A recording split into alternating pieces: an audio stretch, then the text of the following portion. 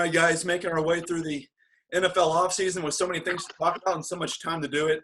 We're going to parcel this thing out over the next few weeks. And with the NFL schedule release the past week, obviously, we want to address that sometime soon. But we reserve today especially for running backs because this is something that the three of us talk about a lot. In fact, Pookie mentioned it during our NFL draft recap episode. We were talking about the future of the running backs and referred to his disappointment that the Pittsburgh Steelers did not pick up his man, J.K. Dobbins. So it got us thinking about the future of the running back position in the NFL, and we saved up an entire episode to do it. So here we are, and later on we're going to be releasing a top 5 running backs, and we'll let these two go at it, who they believe are the top 5 running backs in today's game. But I guess, guys, I'm going to start with that. I'm going to go back to what Pookie asked us before. What is the future of the running back position? Is it changing? Or is maybe could you guys see it reverting back? What do you guys feel about the running back position in today's NFL? With the running backs, I was talking to Sandy before this, and, you look at this year's draft, look at the first round, how many running backs were taken compared to receivers. I think it's 5-1, with receivers having, it was 6, 6 receivers are taken in the first round compared to 1 running back, being the last pick. So I think as the future goes on, we're going to have less and less top name, big name running backs that are going to lead the league, as in like guys like Zeke and Saquon being drafted in the top 5. Yeah, Pookie, I know you have thoughts, but I want to get this in real quick. I heard it's amazing, like the Chiefs did it with running back by association backfield last year. But amazingly, in the first round, they go and take Clyde Edwards-Helaire, who I love at LSU. I watched him play a lot and just destroy Arkansas. Who didn't? But I got to see him firsthand, and he's solid. But I was thinking it's amazing that the Chiefs would go take a running back when they don't have a star running back on their roster per se.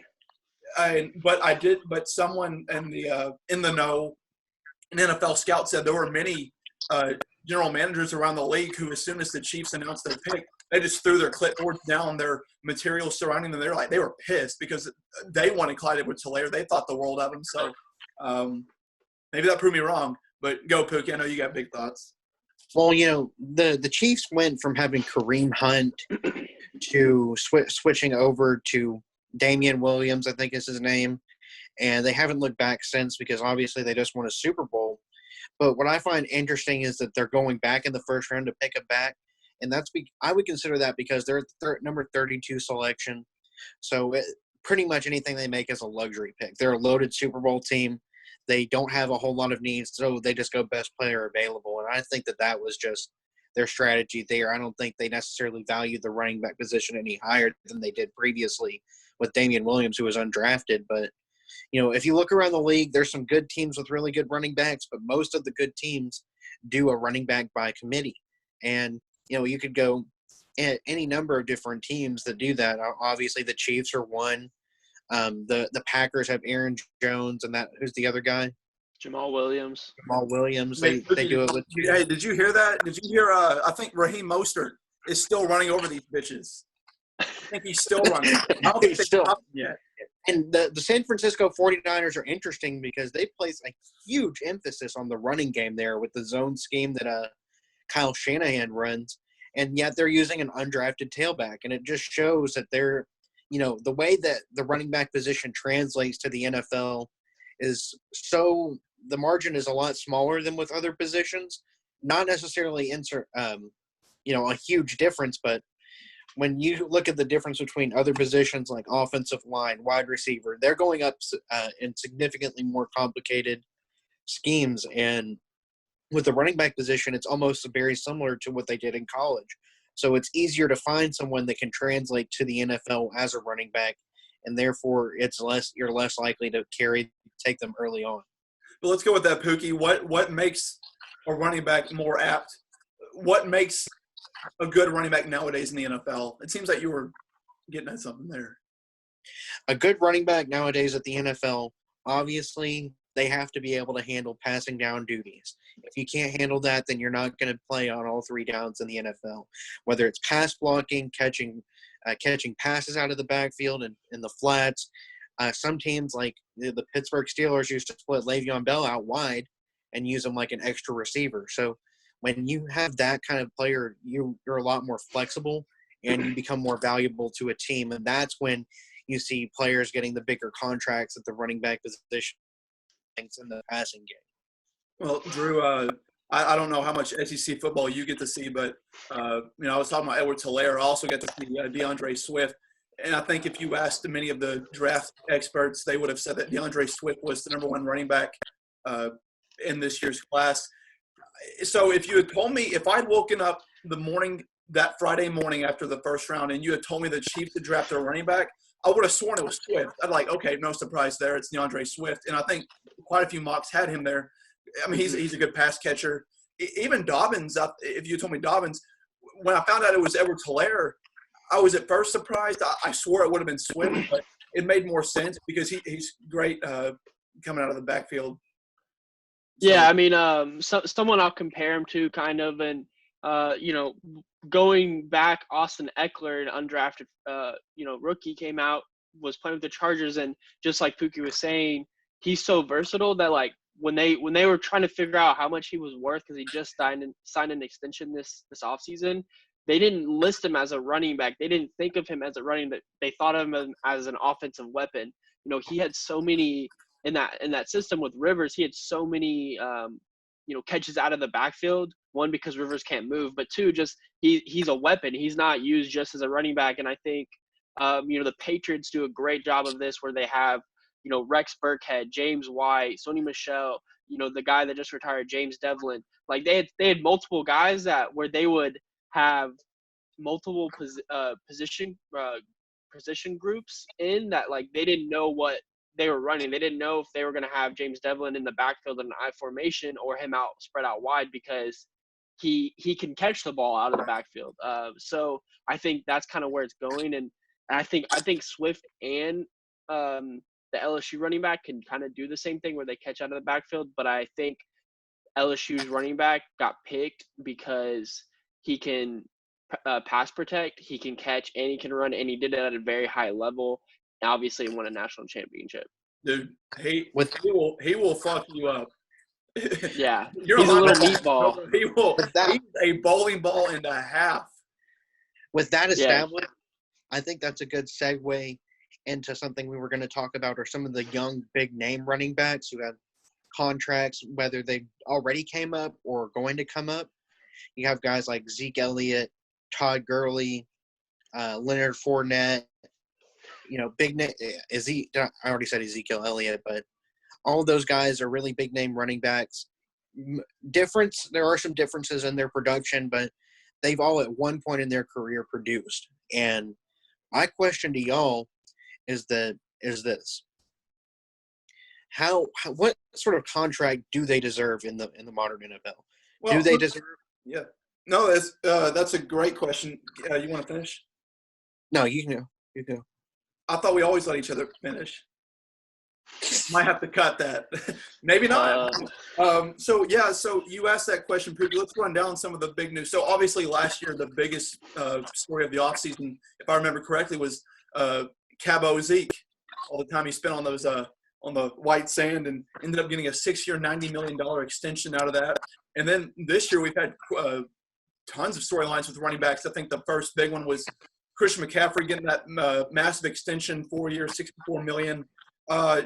Drew, that's the most lucrative payday for a running back so far, I think, on a per-year basis. Does that sound right, I think? Yeah, I think he's getting the most per year. Yeah. $21 million. Yeah, dude. And then Derrick Henry got tagged. Fournette had his option denied. So it's really a sign of the times. That's what's going on. And Pookie, to answer your question, I want to go back to something you said about players having to be 3-down backs nowadays. Now, I will say this. A lot of these guys are SEC guys or played for Ohio State. So it's all this. But when Leonard Fournette first signed with LSU, it was a big deal because he was the number one running back in the country. And at that time, I always liked watching the film of the big guys to see what did they look like in high school, because not trying to toot our own horns, but Pookie and I legitimately did go to a high school that you could consider a top high school for running backs. We put 7 in Division I in the past, 6 years. I don't know. But Fournette was, dude, his high school tape is unreal. And when he got to LSU as a freshman already, you could see signs of like, oh my God, like this guy's insane. Well, in college, you can do that more or less. In the NFL nowadays, though, it seems like, Boogie, what you said, you have to be a 3-down back. The days of the 2-down back are seeming to be over almost. You see Derrick Henry getting tagged. Obviously had a ton of success last year.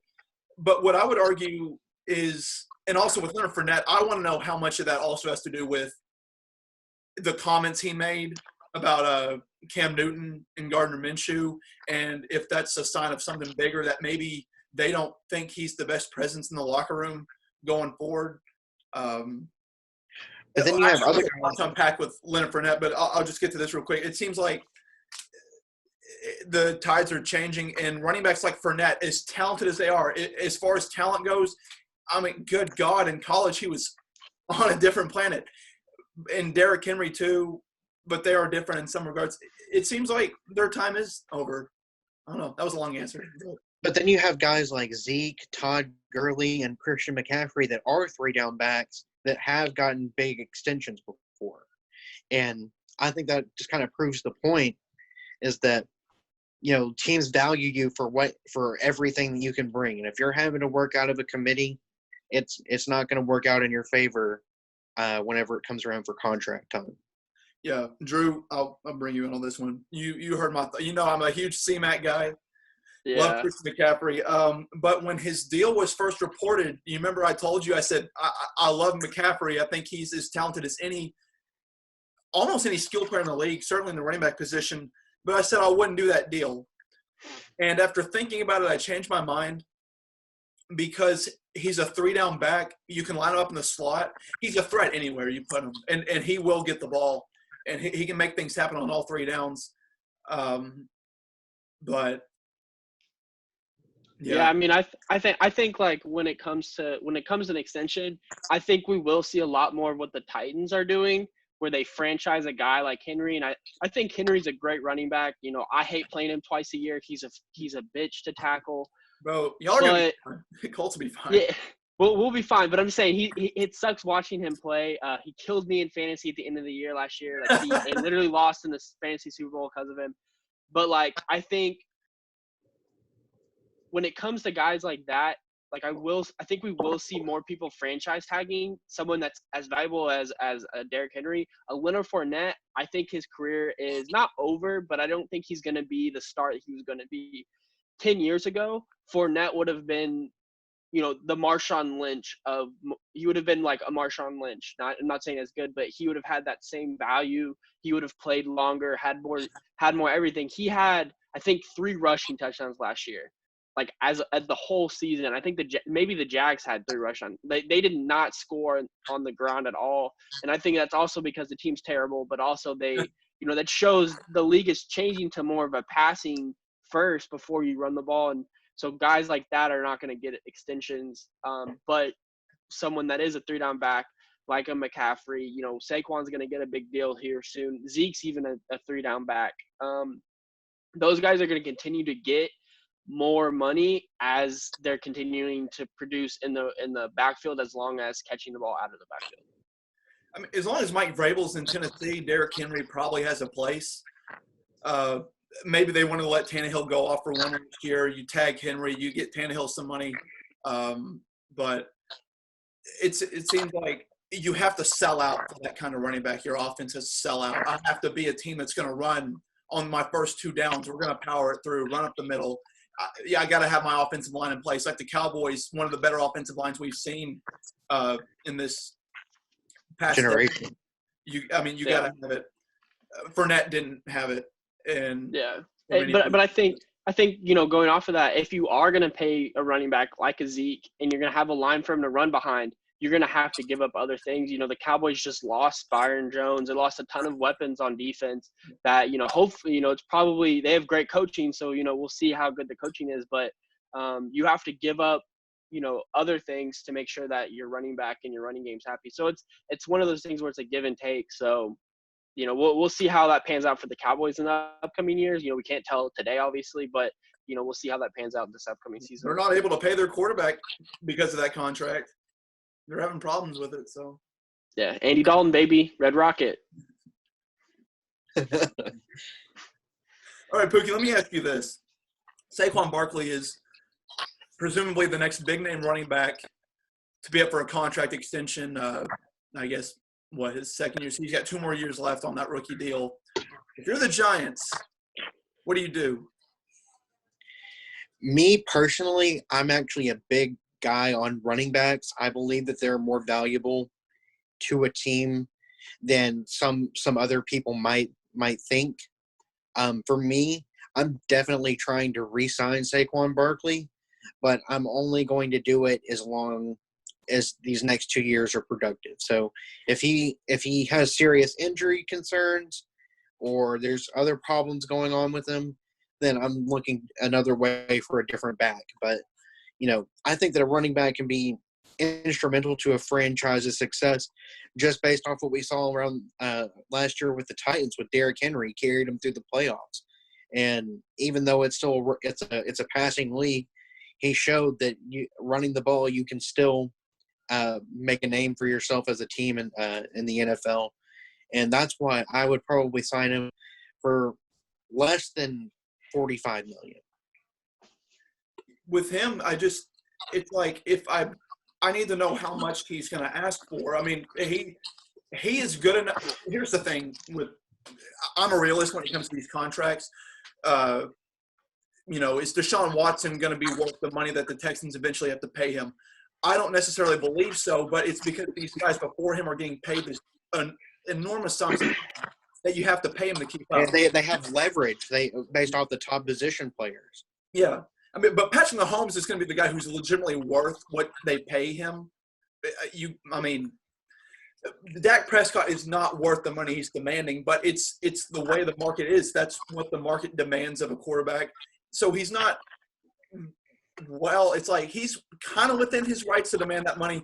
But with Saquon Barkley, I don't know how much he's worth because it's one thing to be ultra talented, but it's another thing in the NFL to be ultra valuable. Like, you can be really talented but not valuable. And here's what I wanted to bring up with the Giants and Barkley. His rookie year, 1,300 rushing yards, 11 touchdowns, 720 in the air with 4 touchdowns.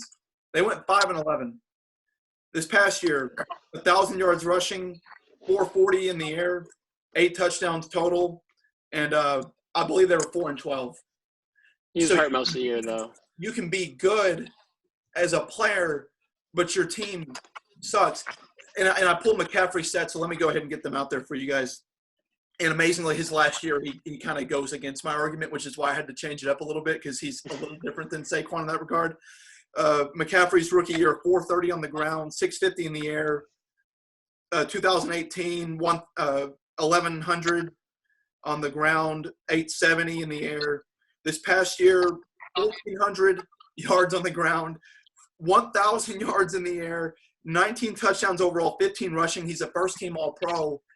So when you're giving me that kind of production, I probably need to pay you. But the thing is, they went 5-11. They went 5-11. In his rookie year, they were 11-5. So just because McCaffrey is amazingly talented and he had this unbelievable season, they went 5-11.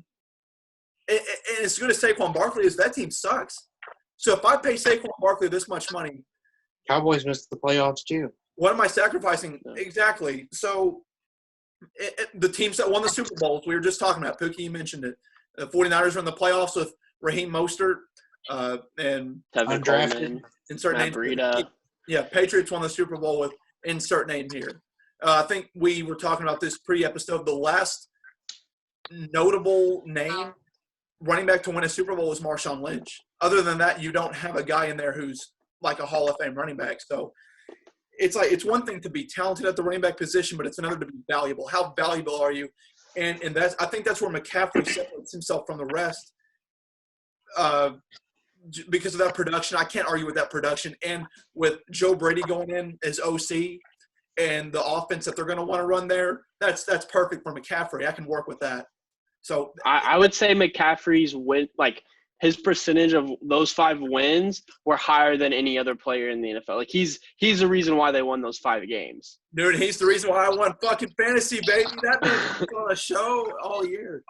But I agree with your argument. I definitely think Saquon's going to get paid. I definitely think falling into the right position as well. You know, Zeke being on the Cowboys is probably the perfect team for him. I think he'd succeed anywhere else, but he's going to have better numbers on the Cowboys than he would anywhere else.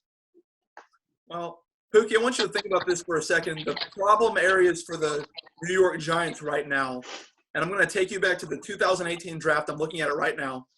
So, obviously, Baker goes number 1. Saquon Barkley taking number 2. Here's some notable non-quarterbacks that were taken with the picks afterwards that the Giants passed up on to take Saquon Barkley. Denzel Ward, Bradley Chubb, Drew's don't take him away from favorite him. Player, Quentin Nelson. Don't take him away from me. Mike McGlinchey, Minka Fitzpatrick. So all these guys, I'll throw in because at the time you do that. Valuable positions. So, you have a guy like Bradley Chubb. Honestly, I couldn't tell you who the New York Giants edge rushers are, and that just goes to show that they missed out heavily taking Saquon Barkley. And even though I am a proponent of having a good running back, I'm also a bigger proponent of having those major positions, the 3 big ones: quarterback, offensive tackle, and pass rusher. And if you're passing up on any of those and you don't have one for anything else, you need to reconsider what you're drafting or what you're picking at. Because if you're not taking somebody with high stock like that, you're selling your team out. It doesn't work that way. Right. Well, I'll bring it back to a case that we're all familiar with firsthand. So y'all's freshman year, we had an unbelievable running back who could do it. He was a pass catcher. He could take it off the handoff, and we go 7-3. And for several reasons, we were 7-3. Could have been 9-1. Honestly, could have been 10-0. I mean, but then the next year, and for whatever reason, we actually go 8-2. I can't tell if it's just because, we got a little better or because Drew retired. I think we got better because Drew retired, but I'm just kidding, Drew. All kidding aside, I really do think you're the best pass-catching tight end, Hendrick's history, and you only played for a damn year. So, but it shows that, honestly, Pookie, you'll remember this. Your sophomore year, we couldn't run the ball for shit half the time. And we had good guys. We had, Mason Millsaps was talented. They were good, but it's like we didn't have a date and win, and we went 8-2, and Miles was on for almost $350 a game, probably something like that. So it's like, where's the game going nowadays? What do you need to win? And if you have a guy like, listen, if you're going to draft Saquon Barkley at number 2, and this isn't fair because Joe Judge wasn't there for that draft. He's a new coach now. It's like if you're going to take a running back that high, you have to sell out. The Panthers have sold out. Like, I revolve my offense around Christian McCaffrey, and they're doing that. Let me ask you a question, Sandy. Do you think you can win a Super Bowl with a top 5 running back in the NFL today, in today's NFL? Depends on what you say, because amazing. I cannot believe we've gone this far without mentioning this name. He's not the best, but he's definitely someone who should be brought up, is Alvin Kamara. And if you tell me, if you think Alvin Kamara is a top 5 back, which maybe you do, then yeah, you can, because the Saints, I think, are right there. You can, Drew. I just don't. It's like you have to. But Kamara. I want to know what the Titans do in the next 3 years. How are they doing? Can you play the way they do and win? And win at a big time, because they came in this year. They were the right team to beat the Ravens. Drew, we do our pick 'em every year. I picked the Titans to win that game, I think. Mm-hmm. I thought that I really did think they were going to win. I just thought they were the right team to play them. But can you win a Super Bowl doing that? You got to have the defense. It's debatable.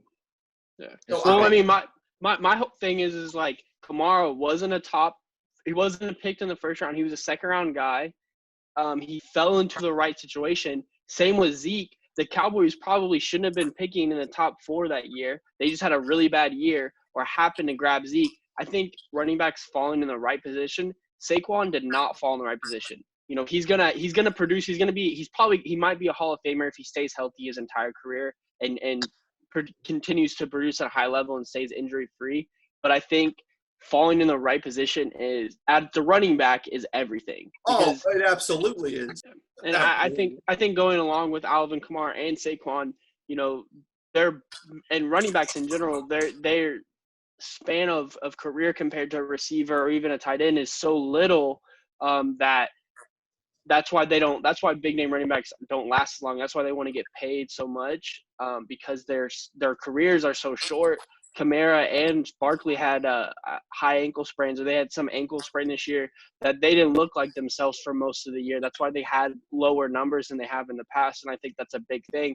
Is think about if you're running back, every time you touch the ball, unless you score a touchdown or run out of bounds, you're gonna get hit.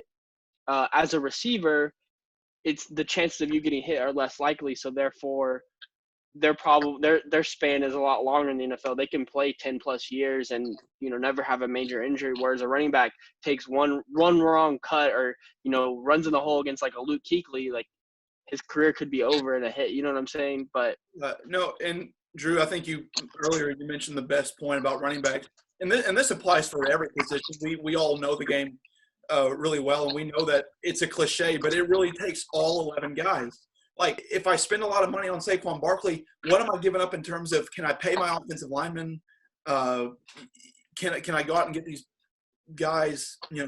If I can hit you in the air from different ways, then I spread the defense out, get less guys in the box. Then, that opens holes, and you can take a running back who's not as talented and get him, some pretty good yards in a given game. So, dude, I don't know what it is, Drew. I don't know why you're so down on Patrick Laird, man. But think about it. Like, we just literally Raheem Mostert and Matt Breida, both from 49ers. Breida just got traded to the Dolphins. Like, those guys are unknown guys coming out of college that came into the NFL who are now making a living, getting paid a lot of money, and they're really talented. They just weren't they weren't as talented as Robert Swift or guys like that. So I think in the NFL, you can win with a top guy. I just think it has to be the right team, and he has to fall in the right position. You can, but I think it can set you back years in terms of development for your team. Like I said, Barkley's amazing, but that contract. You're looking for blue chip players when you're picking in the top 5. Yeah. You're looking for someone that you can count on the franchise to play with for the next 10 years. Dude, if I'm in a win position, then hell yeah, I'll take Saquon Barkley. Well, if I'm in a win now position, I'm probably not picking number 2 in the draft. But if you're trying to build, here's my thing: is if you're trying to build your team solely around your running back, and then this is more particularly for the draft, you're putting your team at a disadvantage, just because. Whenever you build your team that way, you're missing out on other good players that could be more impactful in the future. Because running backs, as we've already kind of discussed, they have a short shelf life. And when you're picking in the top 5, trying to build around your team, trying to build a foundation, you need guys that you can count on. You want a guy like Von Miller who's going to play there for 10 plus years and give you consistent production year in and year out. You're not looking for somebody that is just win now. That's why running backs should be going in no less than the later half of the first round of the draft or in the second tier free agency, because if that's what you're building your team around, then you're going to have to invest all in. You're going to have to expect short results. I think you hit the nail on the coffin right there. I think when running backs are definitely win now guys, and that's why we're starting to see a trend where they're going to the teams that were just in the playoffs or, contending. So I think the running back position obviously will always be important, but even when you compare it to the receiver, there's only one running back and potentially a fullback compared to 3 receivers on the field, maybe 4 receivers. So their value is already less than a receiver and potentially already less than a tight end. So offensively, I think you have to look elsewhere to build your team around, because you can find guys that are you can just hand the ball off and they're all talented if they're obviously being looked at in the NFL. You ready to do the top 5? Well, I just want to go on record. I am not sure if the Giants re-sign Barkley. I don't know. I don't think they're going to be good enough. I still think they might have to reinvest in that team before they're ready to win, and that's too much money being tied up. So I would that'd be my hot take is maybe you tag him in that 4th year. He probably holds out. I don't know what happens, but he's going to command a massive payday because he's that talented. He can. And if I'm the Giants, I don't do it. It's not that he doesn't. It's just I can't do it. I mean, so this is basically what the Jags are in right now. They drafted Leonard Fournette 5th overall. I think it was 2016. No, I mean, might have been about that time, maybe. Yeah, it was 20. I think it might have been 2016, 2017. One of those drafts. He was drafted 5th overall by the Jags. They declined his 5th-year option. Therefore, they don't view him as a face of the franchise guy. Like he was picked, like Pookie said, top 5. You want him to be face of the franchises. He was picked there. They've kind of they're in a rebuild right now. Even though they still have the same head coach, they're rebuilding again. They basically gave away their defense, and they're rebuilding. And Leonard Fournette is probably not going to be there for more after this year. I bet you he won't get franchise tagged. If he's not traded, he's going to get cut or he's going to go into free agency, and they're not going to care about him. How much is he worth? Pookie, how much is he worth on the trade market? On the trade market, Leonard Fournette at his current value, if I was guessing, I wouldn't give up higher than max 3rd-round pick. Maximum 3rd-round pick. I'm talking, and I might want to get another player too. I don't think he's a guy that or a late-round pick to displace it. So I would give up a 3rd-round pick and maybe get Fournette and a 5th-rounder if I even go to the 3rd round. I think it's pretty hard to trade him. Yeah, but and that's if you're willing to give that much up for a running back too. Yeah.